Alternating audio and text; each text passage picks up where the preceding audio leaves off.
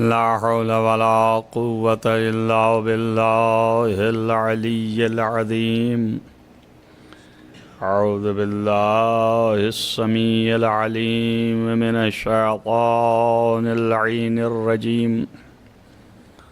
بسم الله الرحمن الرحيم وبه نستعين وهو المعين.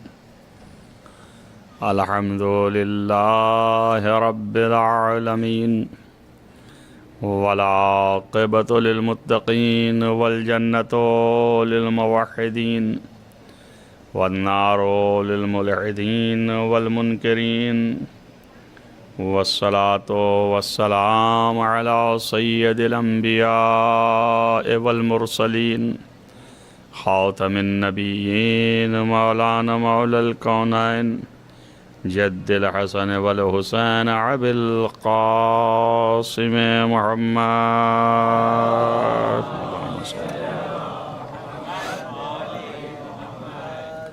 ولا سيما على ابن عمه ووزيره ووصيه وخليفته مطلوب كل طالب غالب كل غالب مولانا علی بن ابی طالب اللهم صل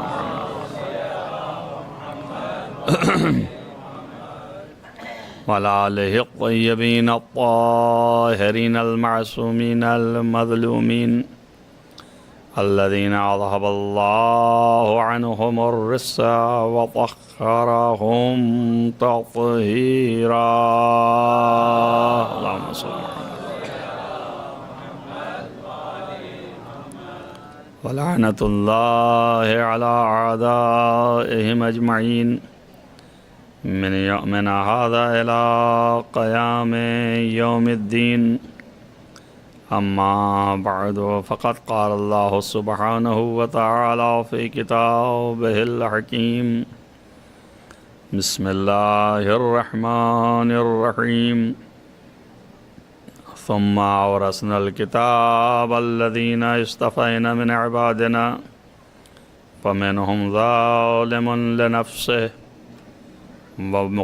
ومنهم مقتصد ومنهم سابق بالخيرات بإذن الله ذلك هو الفضل الكبير. صلوات پڑھیں محمد وآل محمد.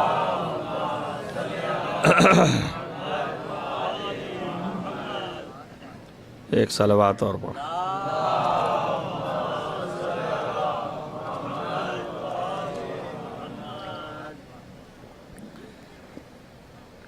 عزیزان گرامی قدر، یہ گفتگو اس آیت پر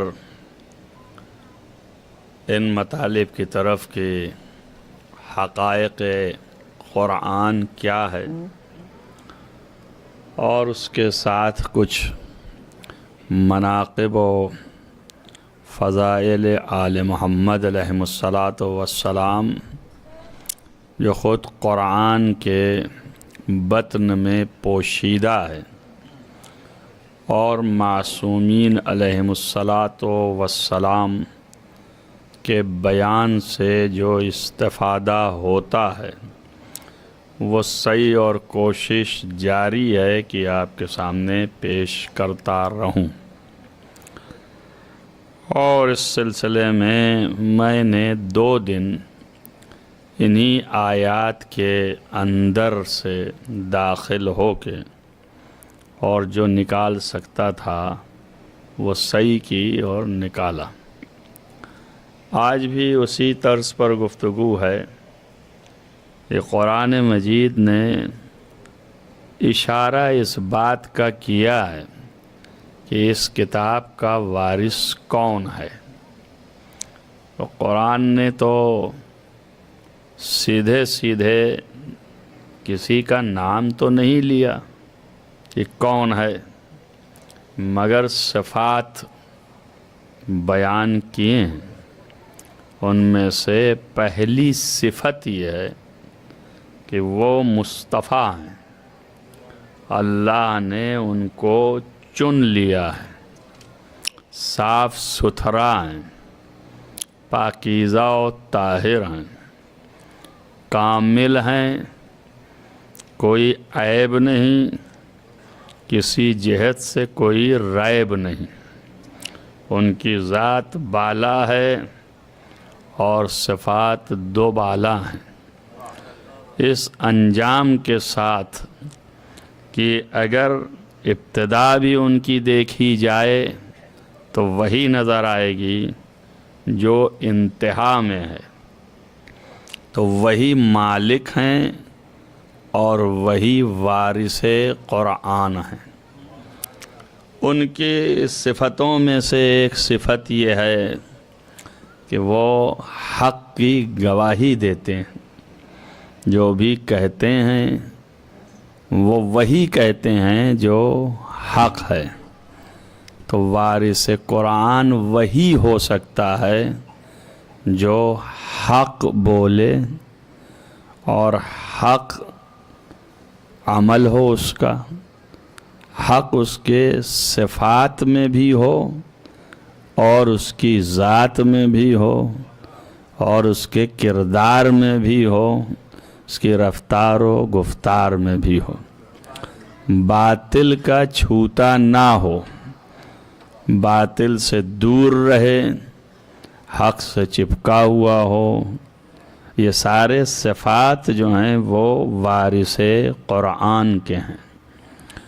اللہ نے پہلے تو یہ کتاب کی تعریف کی کہ کتاب ہے کیا، تو اس کو بتایا کہ هو الحق والذی اوحینا الیک من الکتاب هو الحق، جو چیز ہم نے نازل کی ہے آپ کی طرف یہ سب حق ہے، یعنی یہ کہ جتنی باتیں اس میں کہی گئی ہیں وہ سب موجود ہیں، ایسا نہیں ہے کہ کچھ کہا گیا ہو اور وہ موجود نہ ہو، سب کا وجود خارجی ہے، اور جب وجود خارجی ہے یعنی پایا جاتا ہے، تو جو کچھ بھی کہا گیا ہے جب وہی پایا جائے تو یہی ثبوت ہے اور یہی حق ہے۔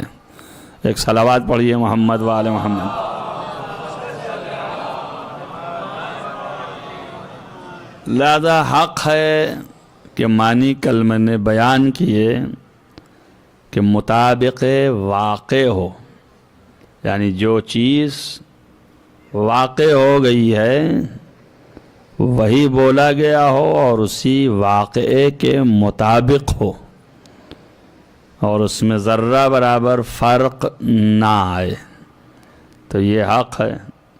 مثال دی تھی کہ اگر آپ نے کسی کے وجود کو اپنے آنکھوں سے مشاہدہ کیا ہوا ہے اور آپ کو یقین ہے کہ یہ وجود ہے، اور پھر سامنے پردہ پڑ جائے اور پھر دکھائی نہ دے، اس کے بعد پوچھا جائے کہ کیا اس پردے کے پیچھے کچھ ہے، اور آپ کے یقین میں وہ حق ثابت ہو اور آپ کہیں وہی ہے جو ہم نے دیکھا تھا، تو یہ حق ہے۔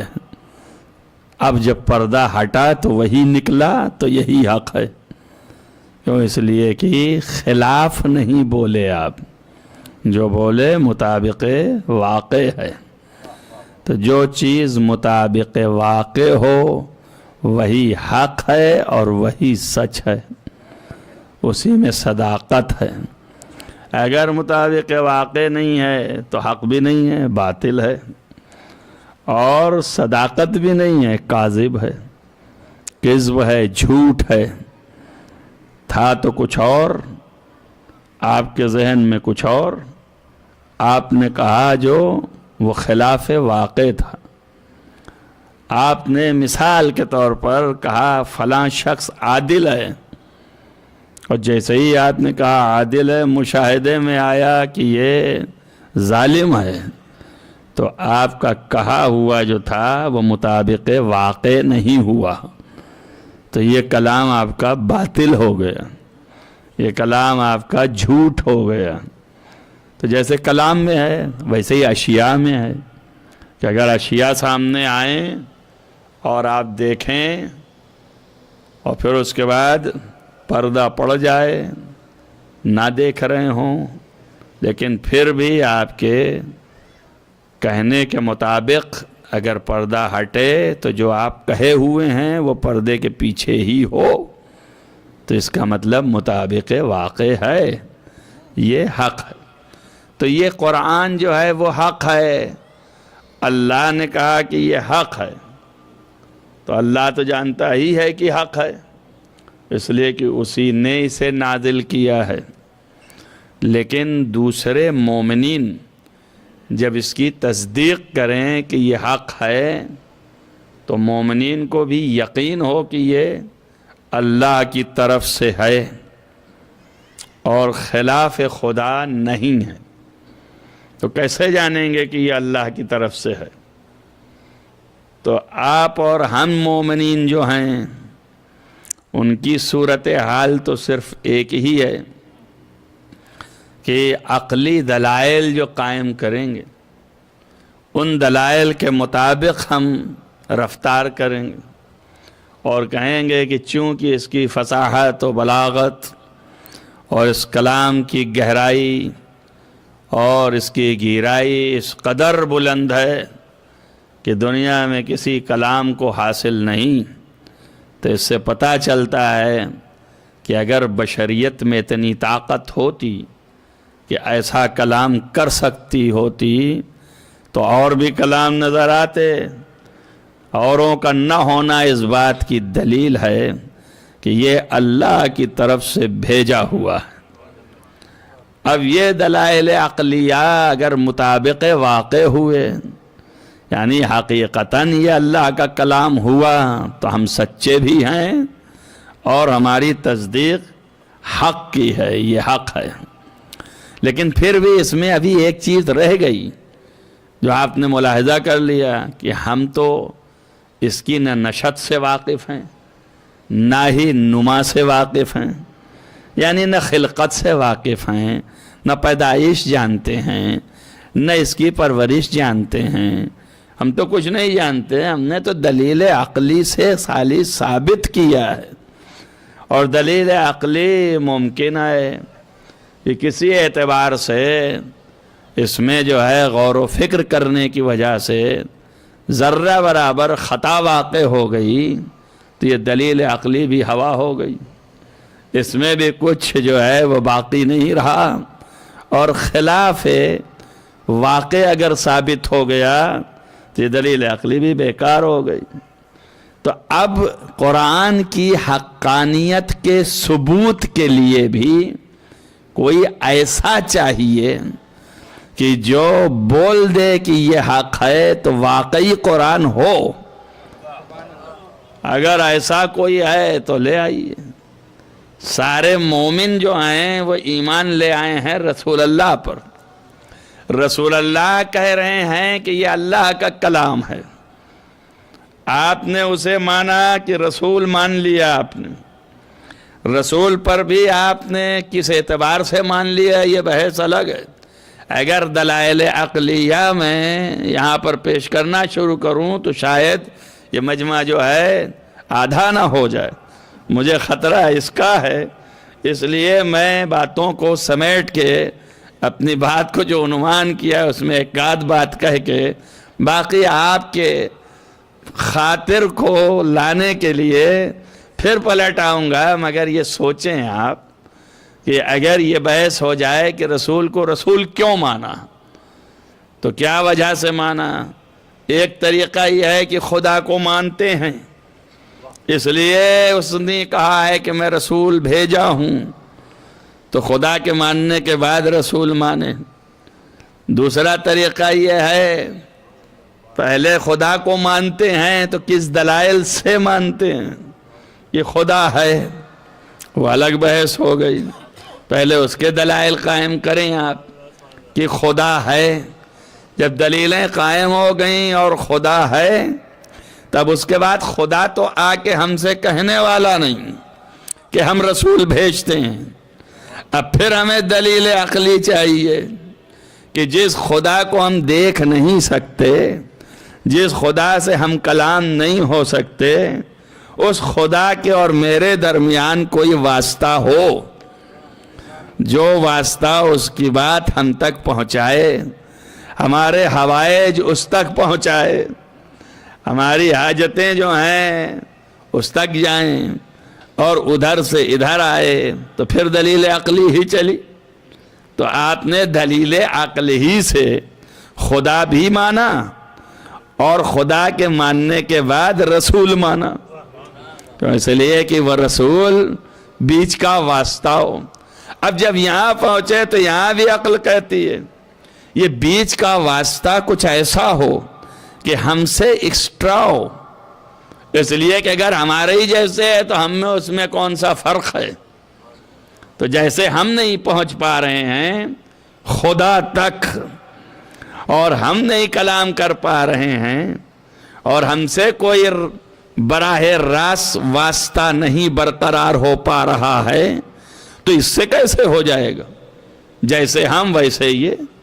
اس کا مطلب یہ ہے کہ یہ کچھ ایسا ہو کہ ہم سے ہٹ کے ہو، کہ جس سے یہ ہم سمجھ سکیں کہ ہاں اس کا واسطہ ہے۔ وہ ہٹ کے ہونے کی دلیل چاہیے۔ اب وہ دلیل عقلی نہیں ہو سکتی۔ ہر چیز اگر عقل سے ہم طے کر لے جائیں تو پھر یقین جو ہے ہمارا کہیں نہ کہیں جا کے لغزش نہ کرنے لگے۔ اطمینان قلب ہی تو چاہیے۔ تب یہ ایک بات اس کے اوپر آئے گی جس کو ہم نے عقل سے مان لیا کہ یہ واسطہ ہے، تب اس پر آئے گی کہ وہ کچھ ایسا کر کے دکھائے کہ جس سے یقین ہو جائے کہ یہ ہم جیسا نہیں ہے اور ہمارے ایمان و اطمینان میں تزلزل نہ برپا ہو۔ اور جب ہمیں یقین ہو جائے کہ یہ ہم جیسا نہیں ہے، کچھ بلند تر ہے، تو پھر ہمیں یقین پکا ہو جائے گا کہ یہ واسطہ ہے۔ اس لیے لازم ہوا کہ اس ذات کو کہ جس نے دعویٰ کیا ہے کہ ہم واسطہ ہیں اللہ اور تمہارے درمیان، اس مدعی کو کہ وہ دلیل میں کچھ ایسی چیز پیش کرے کہ جو ہم نہ کر سکتے ہوں، انسانیت نہ کر سکتی ہو، بشریت نہ کر سکتی ہو، کائنات کی کوئی طاقت نہ کر سکتی ہو سوائے اس کے۔ تو اگر وہ کر لے جائے تو پھر وہ واسطہ ہو سکتا ہے، اور اگر نہ کر لے گیا تو دعویٰ جھوٹا ہے اور یہ دعوے میں سچا نہیں ہے۔ لہذا ہماری بھی بات اگر ہم نے دلیل عقلی سے سمجھا تھا کہ شاید یہ ہو، دلیل عقلی سے تو ہم نے ضرورت سمجھی تھی، لیکن معین تھوڑی کیا ہے کہ یہ ہے کہ یہ ہے کہ یہ ہے۔ وہ ضرورت ہے واسطے کی، یہ سمجھا ہوا ہے، لیکن کون واسطہ ہے یہ سمجھنے کے لیے دوسرے دلیل کی ضرورت ہے۔ اور وہ یہ کہ اگر کوئی مدعی ہے کہ میں واسطہ ہوں تو ہمیں دلیل کے طور پر دکھائے کہ تو اگر واسطہ ہے تو ہم بشریت کی طرح نہ ہو۔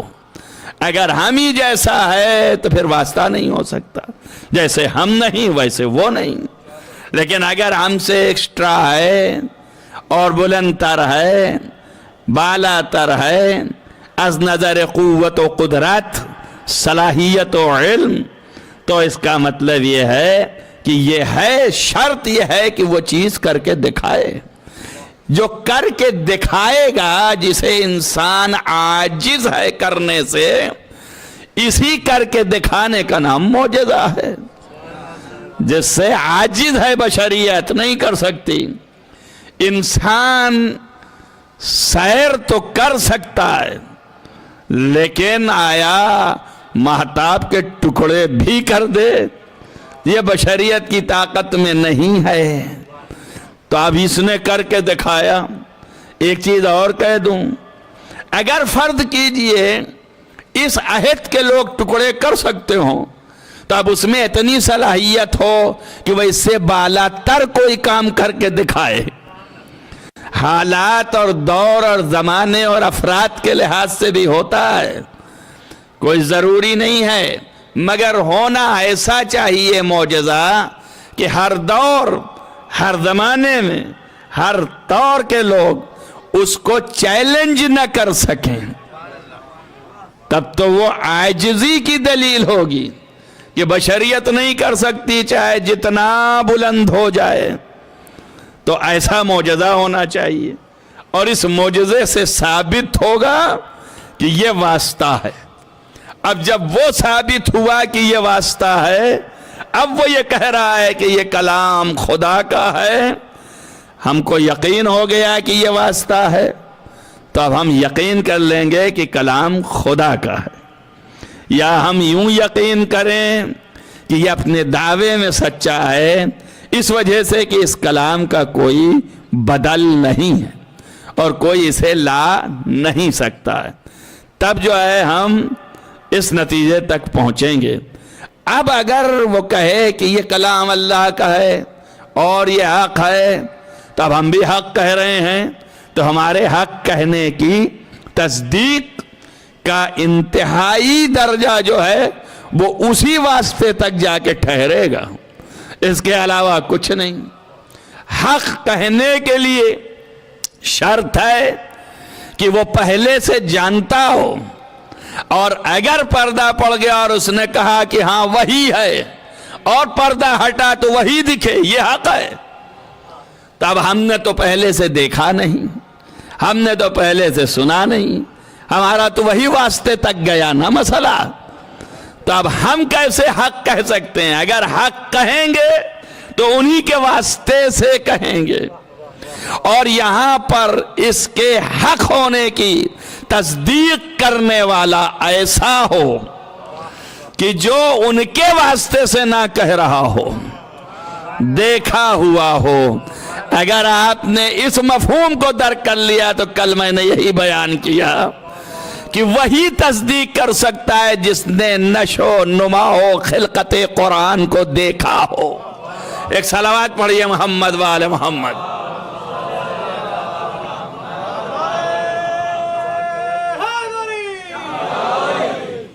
تو اب یہ کہ کوئی بھی آ جائے، سب سے بڑی بات جو ہے رسول کے رسالت کے تصدیق کی اسی وقت ٹھہرے گی جب اس کے کلام کی حقانیت کی تصدیق ہو جائے، بغیر اس کے تصدیق نہیں ہو سکتی ہے۔ کیوں؟ اس لیے کہ اگر آپ نے کہا یہ اللہ کے رسول ہیں اور آپ کہتے ہیں ہم مانتے ہیں، تو آپ کے دل میں ریب آ سکتا ہے، اور ہو سکتا ہے آپ زبان سے کہہ رہے ہوں، قلب کے اندر کی بات کون جانتا؟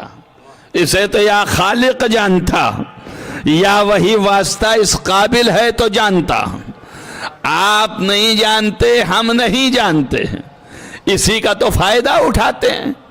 جانتے ہوتے تو ایک دوسرے کے دل کے راز کو تو کوئی کچھ چھپاتا نہیں، اور بہت کھلی ہوئی بات ہوتی تو پھر نہ باتیں بناتے، نہ چیزوں کو چھپاتے، نہ کوئی مسئلہ ایسا پیش آتا، کھلی ہوئی کتاب ہوتی۔ لیکن ہم تو جانتے نہیں ہیں، تو آپ جو چاہیے دعویٰ کریے، جو چاہیے کہیے۔ اگر مصلحت آئی تو آپ نے حق کہہ دیا، دوسری مصلحت ہوئی تو باطل کہہ دیا، تو آپ ایک ہی وقت میں دونوں ہو سکتے ہیں۔ ادھر جائیں تو کہیں حق ہے، آپ ہی جو لائے ہیں صحیح ہے، اور جب ادھر جائیں تو کہیں ارے تو میں نے ایسا ہی کہہ دیا تھا۔ تو یہ دل کی کیفیت آئی نا، اسی لیے اللہ نے کہا ان کا بھروسہ کیا، الہ ہؤلاء و الہ ہؤلاء۔ کبھی یہ ادھر جا کے کچھ کہتے ہیں، ادھر جا کے کچھ کہتے ہیں۔ تب آپ بتائیے قرآن کے حقانیت کی تصدیق ان سے کروائی جائے جن کے دل میں نہ حق ہے، نہ زبان پر حق ہے، صرف باطل ہی باطل ہے، تو وہ کیسے تصدیق حق کر سکتے ہیں؟ اور دیکھا بھی نہیں ہے، اور ممکن بھی نہیں ہے، کیوں؟ اس لیے کہ دیکھا ہی نہیں۔ تو اب لازم ہے کہ ایسے ہوں کہ جنہوں نے اپنے آنکھوں سے دیکھا ہو، جنہوں نے اسے چھوا ہو، جنہوں نے اسے محسوس کیا ہو، یا عقل کے ذریعے سے نہیں تنہا بلکہ وجودی حیثیت سے محسوس کیا ہو۔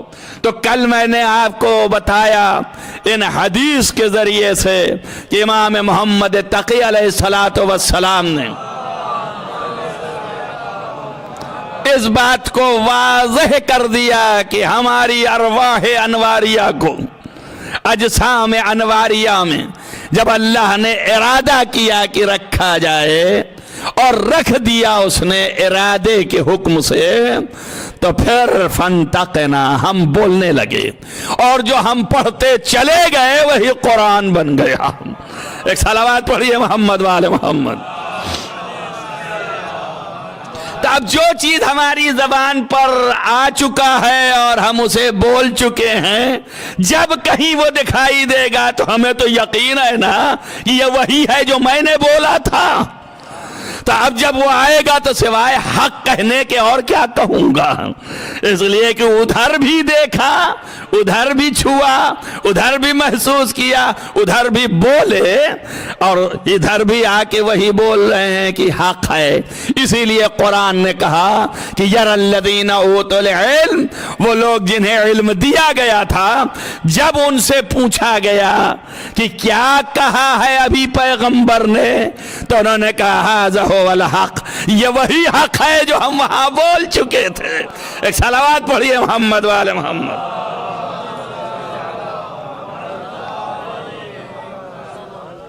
تو اب یہ حق ہے، اس کی تصدیق وہی کر سکتا ہے جو نشو و نما کے ساتھ رہا ہے۔ تو میں نے کل آپ کو کہا کہ جو بولا وہ قرآن، اب اس کی تصدیق کہ کون تھا ایسا، کون نہیں تھا، یہ تو میں نے حدیث سے بتا دیا۔ باہر آپ نے کل مفصل میں نے بیان کیا کون تھا۔ بھئی جو زبان سے جاری کر چکا ہے اس کے قلب میں بھی ہے، جب تک کہ یہاں نہ آئے یہاں سے نکل نہیں سکتا۔ تو اس کا مطلب یہ ہے کہ یہاں ہے تبھی تو یہاں سے نکلا، اب جب نکل چکا ہے تو یہاں ہے، تو اب وہ یہاں آنے کے بعد بھی جب نکلنے لگے تو آپ پہچانے کہ یہ وہی ہے جو وہاں سے بولتا ہوا چلا آ رہا ہے۔ تو نطق کی صلاحیت یہاں کی نہیں ہے۔ علم القرآن، اب اس کے بعد خلق الانسان وعلمہ البیان، تو ہم نے اس کو پھر بیان کی بھی تعلیم دی۔ تو اب بیان کس نے کیا؟ سب سے پہلے تاریخ اسلام میں کوئی قرآن کے پڑھنے کے بعد بیان کب کرے گا؟ تو جو قرآن کے پڑھنے کے بعد بیان لے آئے وہ 40 سال کے بعد جب قرآن نازل ہوگا اور نبی رفتہ رفتہ 23 برس میں تعلیم دیں گے، تب تک یہ گنگ رہے گا، کچھ نہیں بولے گا، جب پڑھ لے گا تب بولے گا۔ توجہ کریں آپ۔ تو اب ایسی صورت والا جو ہے 23 سال تک مسلمان ٹھہرا رہے، تب کوئی ایسا چاہیے کہ جو اللہ کی نسبت سے پڑھایا ہوا ہو، اور جب یہاں آئے تو اس کا بیان جب سامنے آئے تو سمجھ جائیں کہ یہی وہ ہے جو تعلیم یافتہ علم قرآن بھی ہے اور تعلیم یافتہ بیان بھی ہے۔ تو اب کون ہے جو ہاتھوں پہ آیا نبی کے؟ تو وہی کبھی قرآن پڑھنے کا دعویٰ کر رہا ہے، کبھی تورات و انجیل پڑھنے کا دعویٰ کر رہا ہے۔ تو میں نے کہا نا وہاں سے پڑھتا چلا آ رہا ہے، عادت ہے پڑھنے کی، تو پیدا ہونے کے بعد بھی پڑھ رہا ہے۔ ایک صلوات پڑھیے محمد وآل محمد۔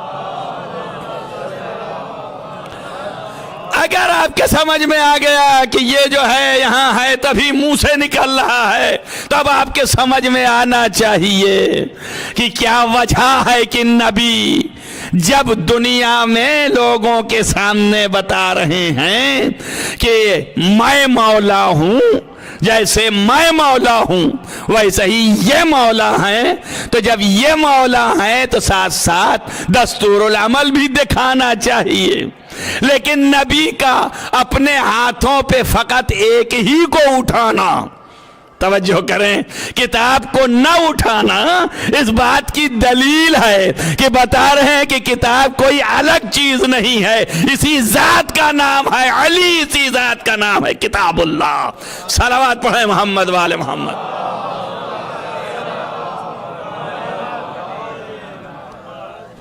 تو یہ ذات کا تعارف ہے کہ یہ ذات جو ہم نے اٹھا کے بتایا ہے، یہاں پہ بھی ایسا ہی ہے۔ کیا نبی محتاج تھے کہ نزول کے بعد جو قرآن نازل ہوا، چونکہ سسٹم جو آپ کے سامنے ہے، آپ کا ذہن تو سسٹم کا پابند ہے، تو آپ اسی سسٹم میں ہیں، اس لیے ساری باتیں درک کرنے میں سمجھنے میں تکلیف ہے، تو ٹائم لگے گا دھیرے دھیرے۔ تو جو سسٹم ہے، سسٹم کے مطابق نبی پر جب نازل ہوا تو نبی نے اس کے بعد لوگوں کو سنا دیا۔ جب سنا دیا تو سنانے کے بعد پھر کبھی ضرورت پڑی تو نبی کو کیا ضرورت پڑی کہ بلاتے فلاں صحابی صاحب آپ آئیے اور بتائیے وہ کون سا سورہ میں نے بتایا تھا، وہ سورہ مجھے سنائیے کہاں ہے، اب مجھے ضرورت ہے اس سورے کی۔ اور پھر دوسرے سے کہیں آپ آئیے اور آپ بتائیے وہ کون سا سورہ تھا، اب مجھے ضرورت ہے۔ تیسرے آپ سنائیے۔ نبی کو حاجت نہیں ہے نا؟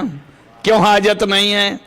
ارے بھائی جبریل لے کے آئے تھے، یہی سسٹم ہے نا، اور جبریل دے کے چلے گئے، نبی نے پڑھ کے سنا دیا، سنانے کے بعد تو 3 دن کے بعد کہی ہوئی اپنی بات بھول جاتی ہے، چہ جائے کہ دوسرے کی بات جو آئی تھی وہ کہاں تک حفظ رہے۔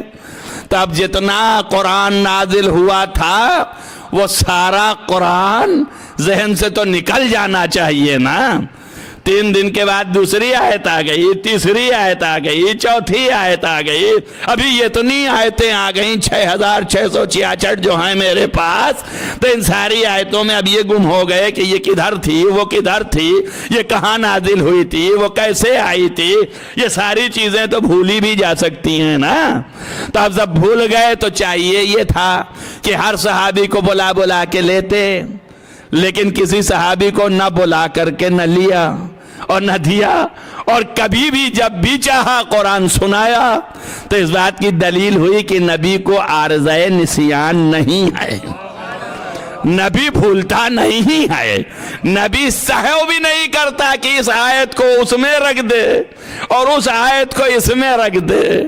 تو نہ نسیان ہے نہ سہو ہے، جہاں آیت نازل ہوئی تھی وہیں آیت، اور جہاں پر جیسے آیت آئی تھی ویسے ہی سنا رہا ہے، اور جیسے نازل ہوئی تھی ویسے ہی بتا رہا ہے، جو سورہ تھا وہی بیان کر رہا ہے۔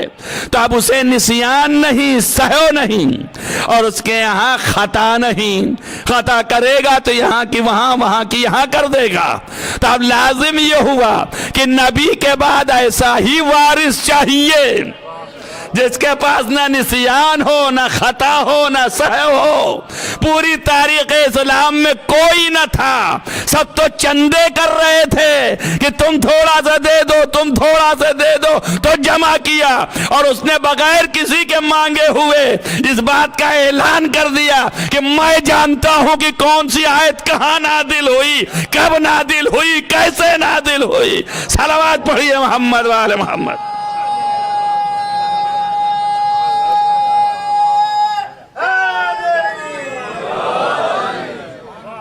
مجھے پتا ہے کہ ہم فی برن ام بحرن، کہاں پہ نظر ہوئی، سمندر میں نظر ہوئی، یہ نزول ہوا، یا یہ کہ یہ خشکی میں آیا، پہاڑی پہ ہے، جبل میں ہے، یا میدان میں ہے، بستر پہ ہے، یا آگے جائیے، بستر تک تو بلندی لے آئے لیکن آگے کی بلندی نہیں ہے۔ یہ بھی دعویٰ کر سکتا ہے کہ فرش کا ہے نزول یا عرش کا ہے نزول۔ کوئی ہے ایسا یہ چندہ لینے والے؟ کیا یہ بتا پائیں گے کہ عرش میں کب نازل ہوئی اور کس وقت نازل ہوئی؟ قرآن کی مختلف آیات ہیں، منہم ایک آیت ایسی ہے کہ جس میں آیا نبی کو خطاب اللہ کی طرف سے، وَاسْأَلْ، اے پیغمبر پوچھئے آپ ان سے، یعنی انبیاء کرام سے، کہ کس بات پر ہم نے ان کو نبی بنا کے بھیجا ہے۔ تو اب انبیاء سے کہاں پوچھتے ہو؟ مکے میں کون سے انبیاء بیٹھے ہوئے تھے؟ کن سے پوچھنے جاتے ہیں؟ معلوم ہوتا ہے کہ جہاں انبیاء کا جماؤ ہے وہاں پر پیغمبر ہیں، اور وہیں پر یہ سوال آیا ہے اور خطاب آیا ہے کہ آپ ان سے پوچھ لیجئے کہ کس چیز پر ان کو نبی بنا کے بھیجا گیا۔ تو اب اس کو کون بتائے گا کہ یہ کہاں کا جماؤ ہے، کس جگہ کی آیت ہے؟ تو جس نے دعویٰ کیا کہ میں اسے بتا سکتا ہوں کہ کون آیت کب اور کہاں اور کیسے نازل ہوئی ہے، وہ ایک ہی ذات ہے جس ذات کا نام علی ابن ابی طالب ہے۔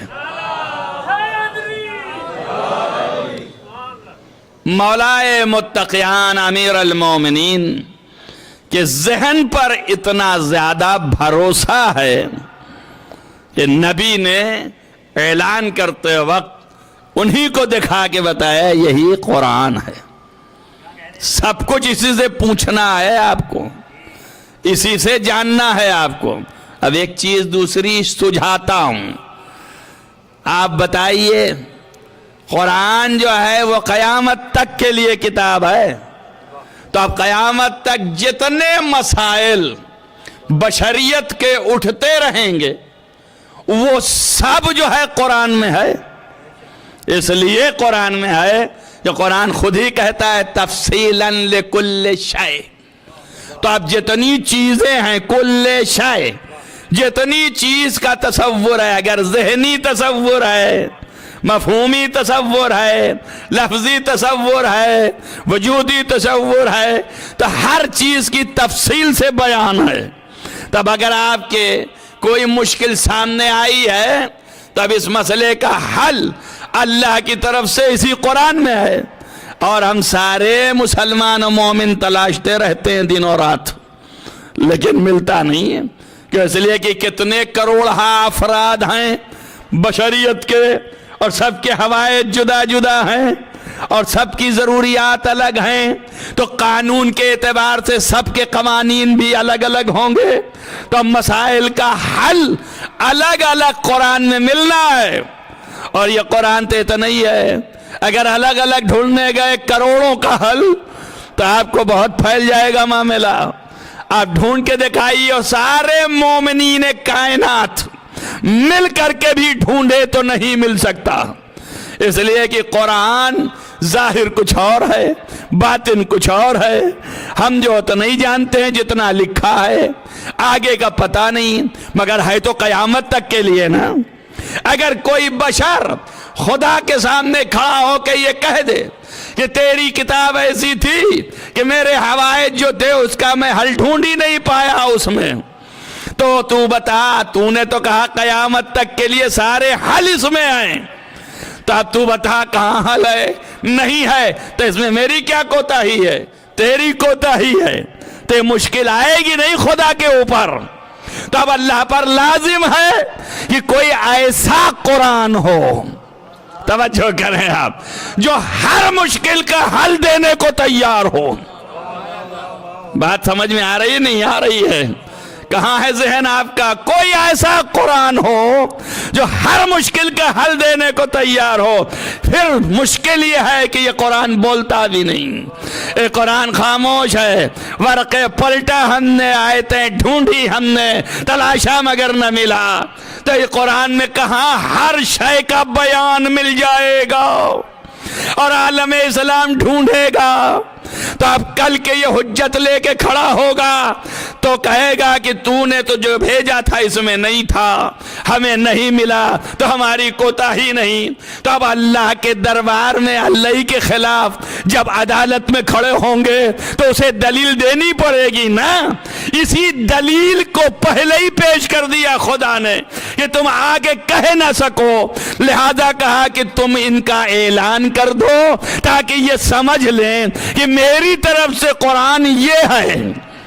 توجہ کریں آپ، اب دلیل کیا ہے؟ دلیل یہ ہے کہ یہ قرآن بار بار کہہ رہا ہے ہر چیز کے لیے جو کچھ بھی پوچھنا ہے مجھ سے پوچھ لو، قبل اس کے کہ مجھے ختم کر دو، یہاں آنے سے پہلے، یہاں سے جانے سے پہلے مجھ سے پوچھ لو۔ تو اس قرآن میں تو نہ ملا آپ کو، لیکن وہاں جو چاہے پوچھ لو، اور ایک نہیں 11 سیریز ایسی اور دی کہ ہر دور کے لیے ہو، اور پھر اس کے بعد ایک کو قیامت تک کے لیے رکھا تاکہ دنیا کے لیے حجت قرار پائے۔ ایک صلوات پڑھیں محمد و آل محمد۔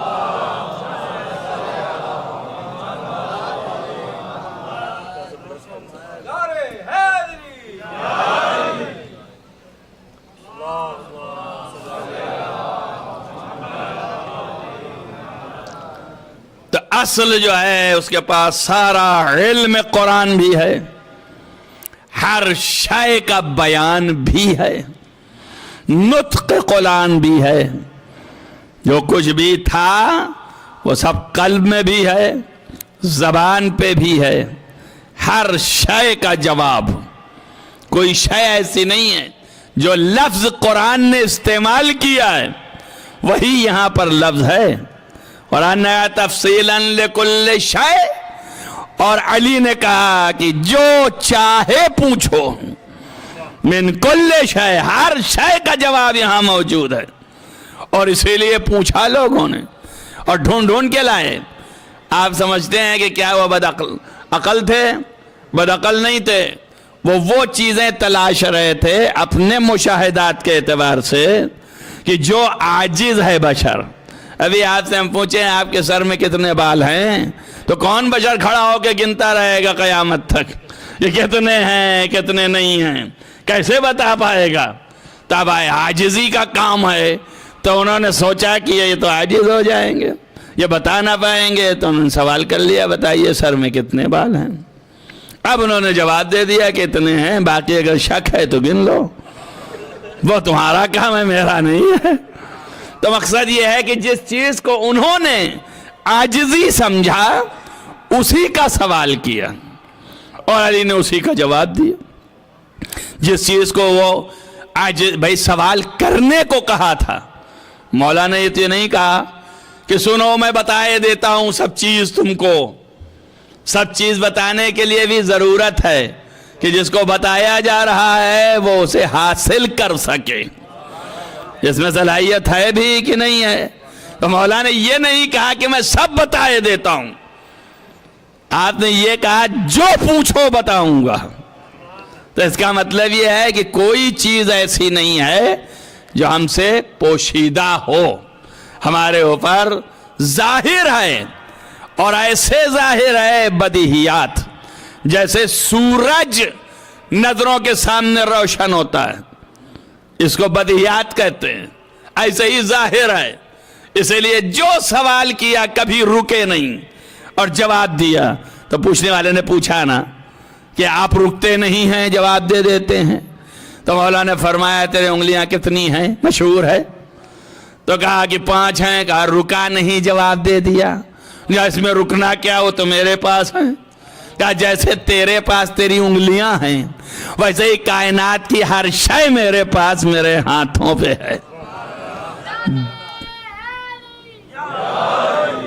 جو پوچھنا ہے پوچھ لے، یہ اس بات کی دلیل ہے کہ وہ قرآن حق اس ذات میں مخفی ہے، جس کی ذات میں موجود، اس کے صفات میں سے یہ ہے کہ وہ ہر شے پر علم رکھنے والا ہے۔ اب ایک بات دوسری اسی سے ملتی جلتی آپ کے سامنے کہوں تاکہ مدلل بات رہے اور تھوڑا سا آپ کے لیے فضائل بھی ہو جائیں۔ علم کا کرشمہ یہ ہے کہ جتنا علم قوت مند ہوتا ہے اتنا ہی انسان کی قدرت بڑھتی ہے۔ یہ علم کا کرشمہ ہے۔ اگر علم جو ہے وہ قوت مند نہیں ہوا، معلومات ہیں لیکن قدرت علمی نہیں ہے، آپ کو 70 واقعات یاد ہیں تو آپ کی معلومات میں ہے، لیکن اس 70 واقعات کے یاد ہونے کا جو فائدہ پہنچنا چاہیے اس کی قوت کیا ہے، اسٹرنتھ کیا ہے، وہ ہے ہی نہیں۔ تو ظاہر ہے کہ اس کا کوئی حاصل آپ کے سامنے نہیں آئے گا۔ لیکن اگر آپ کو ایک فارمولہ یاد ہے اور ایک فارمولے کے یاد ہونے کے ساتھ اس کی اسٹرنتھ بھی آپ کے ہاتھ میں ہے، خالی یاد ہی نہیں ہے، تو اس فارمولے سے آپ اقتدار پیدا کریں گے اور وہ چیز بنا لیں گے، اور بنانے کے بعد اسے مارکیٹ میں لائیں گے۔ تو یہ علم جو تھا فارمولے کا، یہ اسٹرنتھ کے ساتھ تھا، قوت علمی کے ساتھ اقتدار بھی دے دیا آپ کو۔ جیسے ہی اقتدار سامنے آیا چیز سامنے آ گئی، اب دیکھنے والا دیکھ رہا ہے۔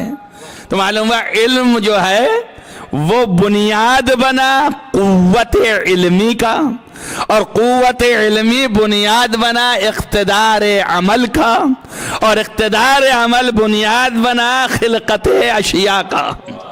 توجہ ہوئی یا نہیں؟ کتنے پروسیس سے گزرا۔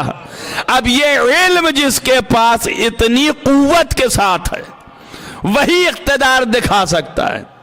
اگر آپ اس کی نشو و نما جانتے ہیں، آپ نے فارمولہ یاد تو کیا، پڑھا تو، لیکن پھر اس کی چیر پھاڑ کی آپ نے کہ یہ فارمولہ بنا کیسے، اس کی ابتدا کہاں سے ہوئی، اس کی انتہا کہاں پہ جا کے رکتی ہے، کیا کیا میٹیریل اس کے اندر ہیں، کیا کیا چیزیں ہیں۔ جب سارے آپ نے اس کے تجزیات کر ڈالے تو آپ کو ایک نئی قوت پیدا ہوئی کہ آپ خالی فارمولے کو جانتے ہی نہیں ہیں بلکہ اس کی نشو و نما سے بھی واقف ہیں، اس کے پرزات سے بھی واقف ہیں۔ اب اس کے بعد اس کو ترتیب دینے کے بعد بننے والا کیا ہے وہ بھی ٹرائی کر رہے ہیں، اور اس کے بعد جب وہ بن گیا تو اب آپ کو اقتدار حاصل ہو گیا کہ فارمولے کا علم بھی ہے، اس کے اعضاء و جوارے اور نشو و نما سے واقفیت بھی ہے، اور اس کے اوپر ہمیں تسلط بھی ہے، اور اس کے بعد اس پر اقتدار بھی ہے۔ جب چاہیں استعمال کر کے یہ چیز پیدا کر سکتے ہیں۔ تو اب آپ کے سامنے علم بھی ہے، اشیاء کا اقتدار بھی ہے، اس کی خلقت کے اوپر ہولڈ بھی ہے۔ کیوں؟ اس لیے کہ سبب علم تھا۔ تو اب اسی طرح ان کا عالم ہے کہ تمام اشیاء کا علم جب دیا تو اب اس کے تمام اجزاء سے واقفیت ہونی ضروری تھی۔ واقفیت اسی وقت ہوگا جب تجزیہ ہو، تجزیہ اسی وقت ہوگا جب جز کو جز سے جوڑا جا رہا ہو۔ پتہ نہیں میں نہیں پہنچا پایا، اب میں دوسرے طریقے سے پہنچاتا ہوں۔ آپ دیکھیے، ایک انسان جو ہے وہ تمام فارمولوں کے بعد اس نے ایک جہاز کو بنایا، اور جب بنا لیا تو فٹنگ کر رہا ہے، کون سا چیز کہاں پہ لگے گا، کون سا بولٹو کہاں فٹ ہوگا، سارے اجزاء درست کر رہا ہے۔ اب یہاں فٹ کرنے والا فٹر جب فٹ کر رہا ہے تو دوسرا کھڑا دیکھ رہا ہے کہ یہ کیسے بنا اور کہاں کہاں کیا کیا فٹ ہوا۔ تب اس کو یاد آ گیا، اب اس کے بعد جب یہ نہ ہوگا تو یہ فٹ کر لے گا، کہ اس لیے کہ اس نے مشاہدہ کر لیا ہے۔ جب مشاہدے میں آ گیا تو اب جب چاہے یہ بنائے، جب چاہے بگڑ جائے تو فٹ کر کے پھر درست کر کے دے دے۔ درست ہو گیا۔ تو آل محمد کی شان یہ ہے کہ اول نور یہ خلق ہوئے، اس کے بعد تمام اشیاء عالم ان کی نظروں کے سامنے بنائی گئی۔ جب اشیاء عالم نظروں کے سامنے بنائی گئی تو آنکھوں سے مشاہدہ کر لیا۔ اب جب مشاہدہ ہو گیا تو جب ضرورت پڑے گی ویسے ہی بنا کے سامنے رکھ دے گا۔ ایک صلوات پڑھیے محمد والے محمد۔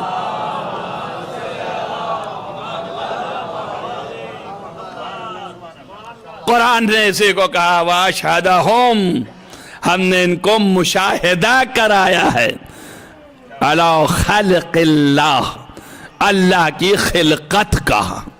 تو قرآن کہہ رہا ہے ہم نے ان کو مشاہدہ کرایا ہے۔ شیطان سے مخاطب ہے کہ اے شیطان، کیا تم اپنے کو اولیاء سمجھتے ہو اور تمہاری ذریت اولیاء سمجھتی ہے؟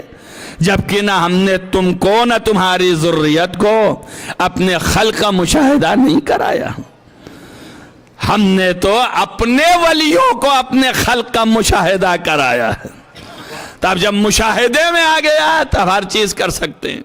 یہی وجہ ہے کہ ایک چیز کا پیدا کر دینا آسان ہے، لیکن اسے بگاڑ کے پھر بنانا بہت مشکل کام ہے۔ یہاں پر یہ کرشمہ ہے کہ پیدا بھی کرتے ہیں اور پھر بگاڑ کے بنا بھی دیتے ہیں۔ آپ دیکھ لیجئے، جیسے ہی سامنے آیا کہا یا علی آپ جھوٹے ہیں، مولا نے کہا یہاں عورت کا کیا کام ہے مردوں میں۔ جیسے ہی سامنے آیا دیکھا اس نے وہ عورت تھی، اب اس کے بعد ہاتھ پیر جوڑنے لگے تو پھر مولا نے اشارہ کیا، پھر مرد میں تبدیل ہو گیا۔ جیسے ہی مولا کے سامنے آیا اس نے کچھ گستاخی کی تو حضرت نے کہا کتا یہاں کیسے دکھائی دے رہا ہے؟ تو معلوم ہو گیا کہ ان کو ہولڈ ہے اس کے اوپر، اگر ہولڈ نہ ہوتا تو کیسے ہوتا؟ اب آپ بتائیے، یہ ہولڈ ہی کا تو تقاضا تھا۔ جب اشارہ ہوا تو سورج جو غروب ہو چکا تھا وہ پلٹ گیا اور پلٹنے کے بعد پھر اپنی جگہ پہ چلا گیا۔ تو یہ کرشمہ ہاتھوں میں ہے کہ جو چاہے اقتدار اسی کا نام ہے۔ یہ علم کی قوت ہے، علی کے علم کی قوت کہ جب جہاں جیسے چاہا کر دیا۔ یہ تو قوت اقتدار خلقت ہے جو آپ کے ہاتھوں میں ہے۔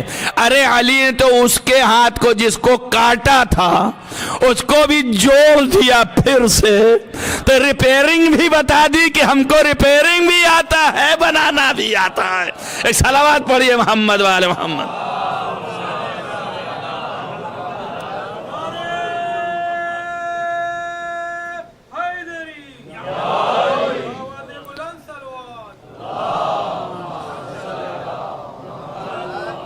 بس عزیزو، یہ ذات علی میں ہی پیوست ہے کہ کتاب کا اصلی وارث وہی قرار پائے۔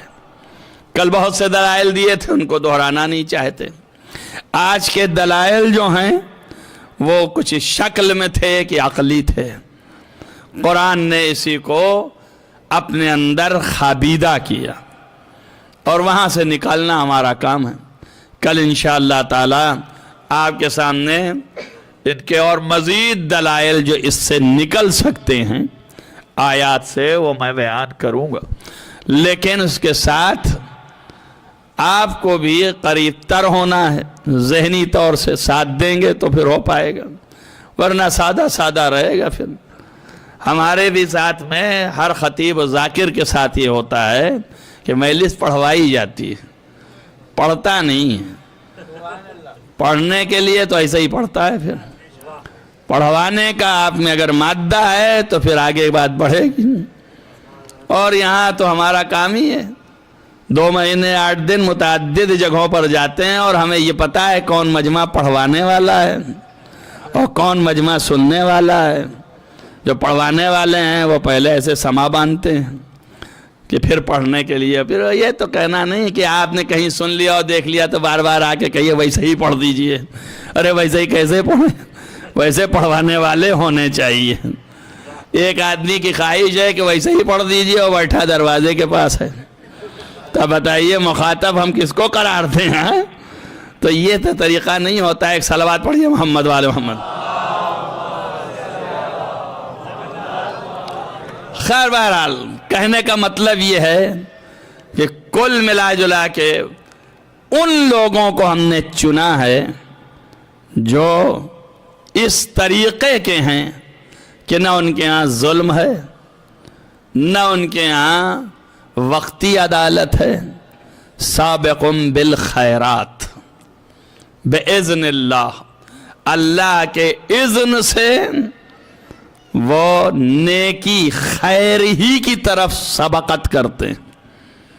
ہم نے اس دن بیان کیا آپ کو کہ ایک چیز یہ ہے کہ نیکی کرنا، ایک چیز یہ ہے کہ سبقت لے جانا، یعنی کوئی اور نہیں آئے جو ان سے پہلے اس نیکی تک پہنچ جائے۔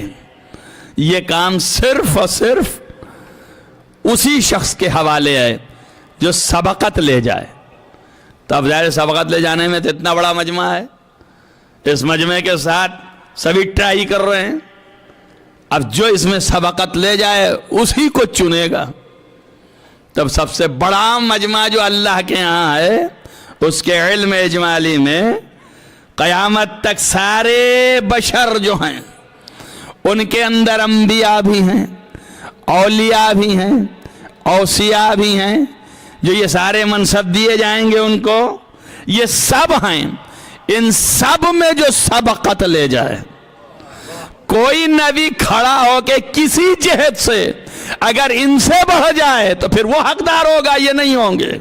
لفظ پر غور کیجئے، جو ہے یعنی سابقم بالخیرات، تو سبقت لے جانے میں وارث قرآن وہی ہوگا جو کائنات کے ہر فرد میں سبقت لے جا رہا ہو۔ تو موجودہ اگر مومن ہیں تو ان میں سبقت لے جانا تو آسان تر ہے، اسی لیے ہم نے گراف بڑھا دیا کہ جب انبیاء سبقت لے جانے میں ان کے آگے نہیں ہیں تو یہ موجودہ مومنین و مسلمین کس گنتی میں آتے ہیں؟ یہ ہم نے اس لیے یہاں پہ لاگے رکھا کہ گراف آپ کے سمجھ میں آ جائے۔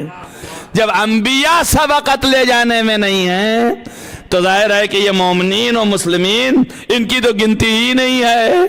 انبیاء خود جو ہیں شجدر ہیں کہ یہ ہر چیز میں، ہر خیرات میں آگے ہیں، علم میں یہ آگے، فضل میں یہ آگے، علم کے فضل کے ساتھ ان کے اعمال میں یہ آگے، ہر چیز ان کی ہم سے بلندتر ہے۔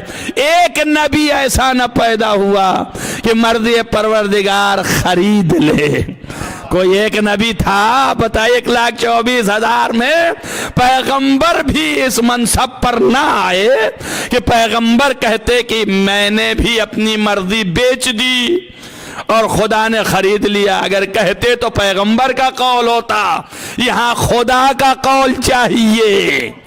توجہ کریں آپ، اب یہ فضیلت ہے اللہ کی طرف سے، ڈھونڈا گیا تو ایک ہی ذات نکلی جس نے اپنی مرضی بیچی، خدا نے خریدا۔ تو کوئی ایسا نظر نہیں آیا انبیاء میں بھی، میں بات کو دھر تک پہنچاؤں گا، اور کوئی ایسا نظر نہیں آیا۔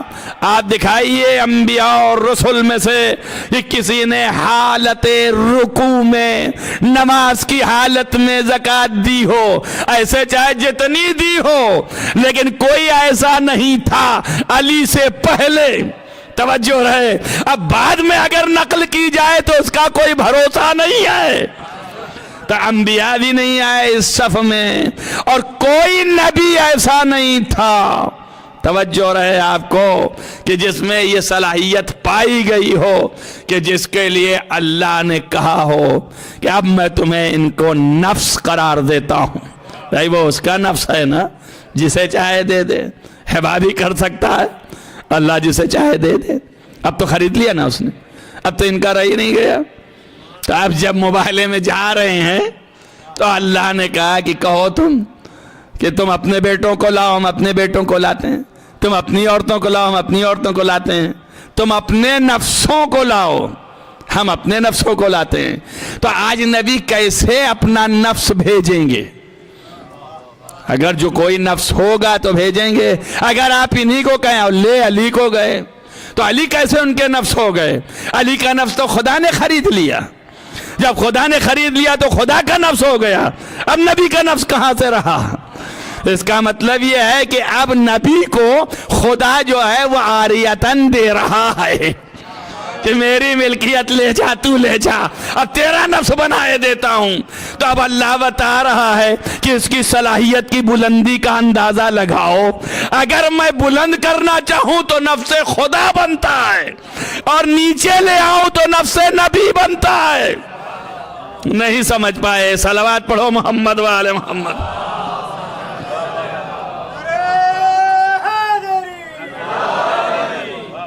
نہیں پہنچی بات، ایک پھر صلوات پڑھیے محمد وآل محمد۔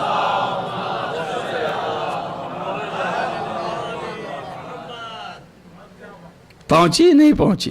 پھر سے پڑھیے صلوات۔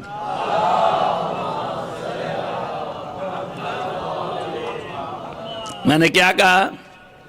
بلند کرنے پہ آیا تو اپنا نفس قرار دیا، اور نیچا دکھایا یعنی تنزلی پہ لایا تو نبی کا نفس قرار دیا۔ اب بھی کچھ پہنچا نہیں پہنچا؟ نہیں پہنچا۔ بات سمجھ لو، علی کو نیچا اس سے زیادہ دکھا نہیں سکتے۔ علی کی بلندی خدا نے اپنا نفس قرار دے کے بتایا وہ نیچے رکھنا، اور جب نیچے لے جانا تو نبی کے برابر رکھنا، اس سے نیچے نہ لے جانا۔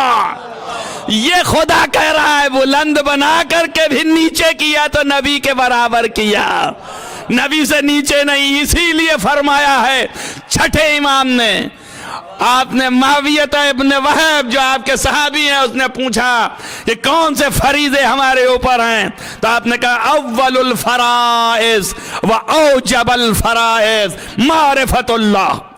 بعد معرفت اللہ معرفت النبی و بعد معرفت النبی معرفت الائمہ، اور اس کے بعد آپ نے فرمایا وَأَدْنَى مَعْرِفَةِ الْأَئِمَّةِ، ادنا ترین معرفت امام یہ ہے کہ ان الامام عدل للنبی، امام نبی کے برابر ہوتا ہے۔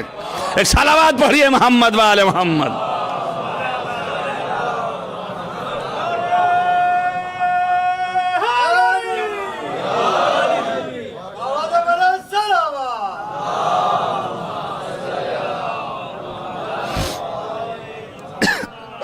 اس کو اس طرح بھی پڑھا گیا ہے کہ انہو عدل النبی، یعنی یہ نبی کے مساوی ہیں۔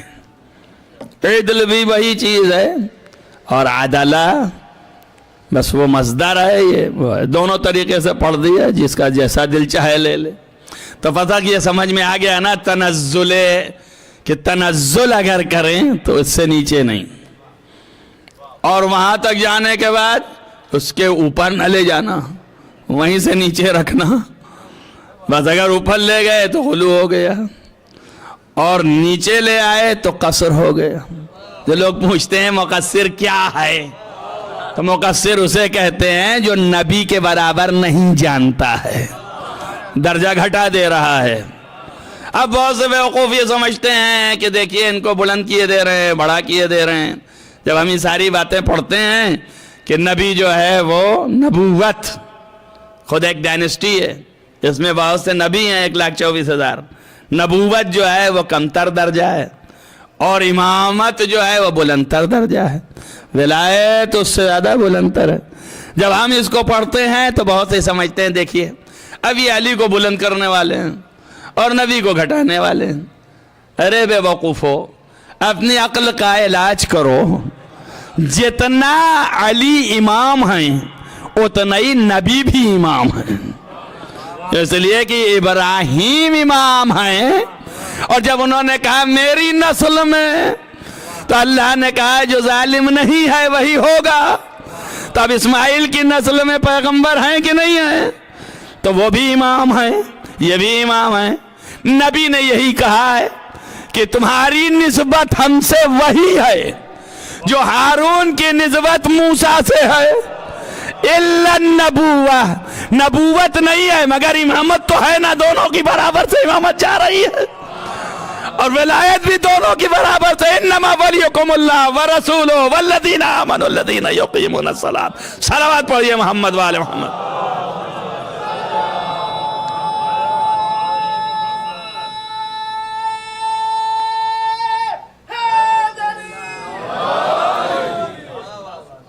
اس لیے خدا نے یہ حکم دیا مجلس تمام، کہ یہ حکم اس لیے دیا ہے کہ اس کا اعلان کرو، اگر یہ نہ کیا تو کچھ نہیں کیا۔ تو دنیا پہچان لے، سمجھ لے کہ ان کی ذات کیا ہے۔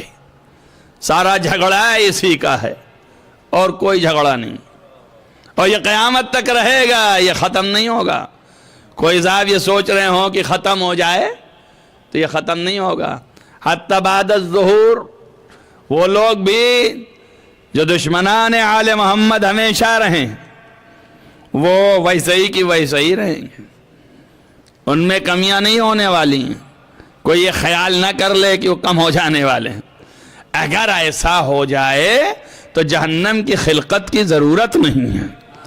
خلقت جہنم کا سبب یہ ہے کہ خود پیغمبر نے فرمایا لو اجتمع الخلق علی حب علی ابن ابی طالب، اگر تمام مخلوقات عالم علی کی محبت پر جمع ہو جاتے لما خلق اللہ النار، تو اللہ دوزخ نہ خلق کرتا۔ دوزخ کے خلقت کی وجہ نبی نے یہی بتائی ہے۔ تب آپ سمجھیے علی کی ذات کیا ہے۔ جنت میں دخول کا سبب بھی علی ہی ہیں۔ اس کے لیے بھی کہا ہے کہ جب تک ولایت علی نہ ہوگا دخول نہیں ہوگا، اور جہنم کی خلقت کا سبب بھی علی ہیں۔ تو انہی کی ذات سے دونوں ہے، بات بڑھتی جائے گی، تو چھوڑ دیجئے، صرف یہاں پہ آئیے کہ یہ ذاتیں ہیں جن کو خدا نے سابقم بالخیرات، کہ فہرست میں رکھا یہ صفت ہے جو استفا کرنے کی وجہ ہے چننے کی، وہ سابقٌ بالخیرات۔ اب نگاہیں سب پر گئیں، ان سب میں سب سے آگے یہ تھے تو انہی کو چن لیا اور انہی کو کتاب کا وارث بنا دیا کہ تم کتاب کے وارث ہو۔ اور اسی کو نبی نے کہا کہ لن تضلوا بعدی حتی یرد علی الحوض، یعنی حوض کوثر تک بھی ان دونوں میں جدائیگی نہیں ہوگی، اور اگر کوئی شخص ان دونوں سے متمسک ہو گیا تو کبھی گمراہ نہیں ہوگا۔ تو یہ دونوں ساتھ رہیں گے، حتی یرد علی الحوض، تو وہاں تک یہ ساتھ رہیں گے، تو ہر جگہ یہ ساتھ رہیں گے۔ کیوں؟ اس لیے کہ جدائیگی کی چیز ہی نہیں ہے، وہ الگ الگ ہو تو جدا ہوگا نا۔ آپ کو ابھی بتا چکے ہیں، تو یہاں ہے تو جدا کیسے ہوگا؟ اگر اسے دریا برد کر دیجئے جو کتاب لکھی ہوئی ہے تو بھی وہ بولتے چلے جائیں گے، ان کو احتیاج نہیں ہے، آپ کو ہم کو احتیاج ہے۔ تو ہمارے ہاں تو کچھ بھی ہو سکتا ہے، کوئی گھٹا بڑھا بھی سکتا ہے، آج کل ہو بھی رہا ہے، تو سب کوششیں کریں گے لوگ، لیکن اللہ نے ایسے محفوظ کر دیا ہے کہ وہاں کسی کا ہاتھ نہیں پہنچ سکتا ہے۔ شمر سینے پہ سوار تو ہو سکتا ہے، لیکن حسین کے سینے سے قرآن کو جدا نہیں کر سکتا۔ اور دلیل اس کی یہی ہے کہ شمر نے حسین کا سر تو جدا کر دیا، لیکن اس کے باوجود قرآن جدا نہ کر سکا۔ یہی وجہ ہے کہ نوک نیزہ پہ قرآن تھا، حسین کا سر قرآن پڑھتا ہوا جا رہا ہے، اور جب تلاوت کر رہا ہے تو صرف اس حیثیت سے کہ پوری دنیا کی نگاہ اسی کی طرف ہے۔ حدیث اور روایتوں میں ہے کہ کوفے میں جب بازار سے یہ قافلہ گزارا جا رہا تھا تو اس وقت امام حسین کا سر نوک نیزہ پہ تھا، اور آپ کا سر قرآن کی تلاوت کرتے ہوئے گیا۔ بہت سے علماء نے وجہیں لکھی ہیں، یہ کیا وجہ ہے کہ حسین قرآن کی تلاوت کرنے لگے؟ تو عزیزو، ان وجہوں میں سے ایک وجہ بعض مقاتل میں یہ بھی لکھے گئے کہ چونکہ نامحرم جو ہیں وہ زینب علیہ کی طرف نگاہ کر رہے تھے تو حسین نے قرآن کی تلاوت شروع کر دی، سب لوگوں کی نگاہیں حسین کے چہرے کی طرف چلی گئی، زینب سے ہٹ گئی نگاہ، حسین نے اس طرح اپنے بہن کے حجاب کی حفاظت فرمائی۔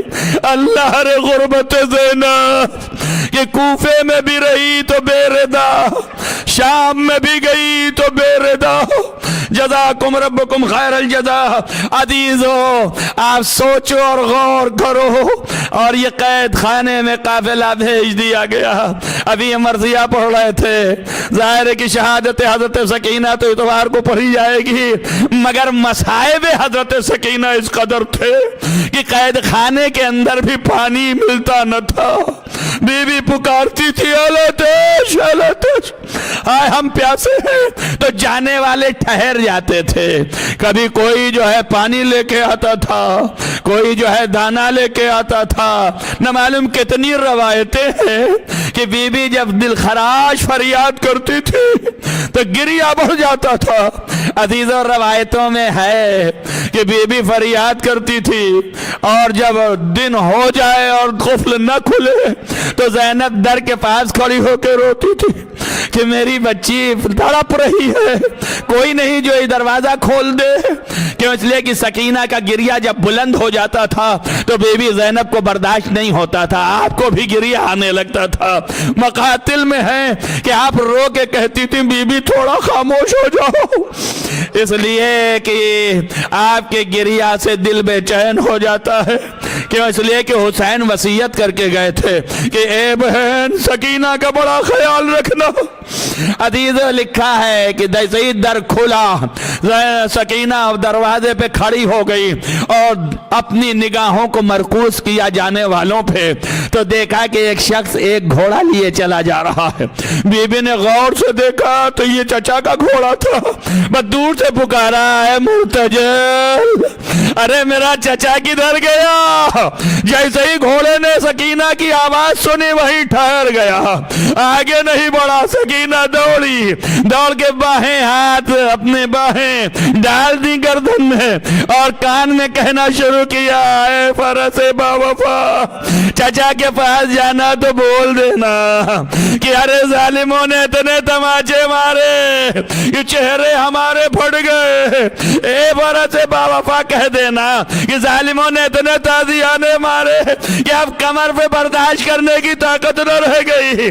ارے چچا سے کہہ دینا کہ سکینہ پیاسی ہے۔ حدیث و روایتوں میں ہے کہ یہ گھوڑا سنتا رہا، آنکھوں سے آنسو جاری رہے۔ اس کے بعد دروغہ زندان آیا اور گھوڑے سے جدا کر کے بی بی کو اندر داخل کر دیا اور قفل ڈال دیا۔ بی بی وہاں روتی رہی، گھوڑا یہاں روتا رہا۔ سائز بڑی زحمت کیا، بڑی مصیبت سے چاہا کہ اس گھوڑے کو لے جائے، مگر اپنی جگہ سے ہٹا نہیں۔ جب تک سکینہ کی آواز آتی رہی یہ روتا رہا۔ جب سکینہ کی آواز بند ہو گئی تو گھوڑا کو سائس نے کھینچا تو پلٹ گیا، مگر مرخین نے لکھا کہ یہ گھوڑا مرتجل جناب عباس کا گھوڑا تھا جو لوٹ کے گیا استبل میں تو 3 دن سے زیادہ زندہ نہیں رہا۔ عزیزوں میں کہوں کچھ، میں آپ سے پوچھتا ہوں، جب جانور میں اتنی طاقت نہ رہی کہ سکینہ کی فریاد سن سکے، تارے زینب کے کلیجے سے پوچھو، سکینہ کی فریاد سے سر کے بال سفید ہو گئے۔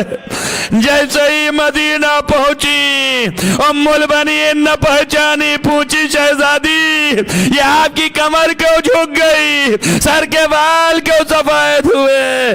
کہا اماں نہ پوچھئے، عباس کی شہادت نے کمر جھکا دیا، سکینہ کی فریاد نے سر کے بال سفید۔ سيعلم الذين ظلموا أن ينقلبوا منقلب اللهم إني أسألك بحق فاطمة وأبيها وبالها وبنيها وسر المستودع فيها أن تصلي على محمد وآل محمد۔ بار الہ تجھے واسطہ ہے محمد وآل محمد کے معبود، گناہان کبیرہ و صغیرہ عفو فرما، نیک اعمال کی توفیق عنایت فرما، جہاں جہاں بھی محبان آل محمد ہیں ان کو حفظ امان میں رکھ، روضہ مقدس کی حفاظت فرما۔ بارہ حاضرین جلسہ کے دلی مرادوں کو برلا، معبود تجھے واسطہ ہے محمد و آل محمد کا بارہ الہ، تمام دنیا میں جو ظلم ہے اس کو نیست و نابود فرما، ظالمین کو خاتمہ دے، مظلومین کی حمایت فرما۔ بارہ الہ تجھے واسطہ ہے محمد و آل محمد کا عدل کا قیام فرما۔ معبود ہمارے آقا اور مولا ولی نعمت حضرت حجت علیہ السلام کا ظہور جلد از جلد فرما، ان کے اصحاب و انصار میں ہمیں قرار دے، ان کو ہم سے راضی و خوشنود قرار دے۔ اللہم تقبل منی دعا بحق محمد و آلہ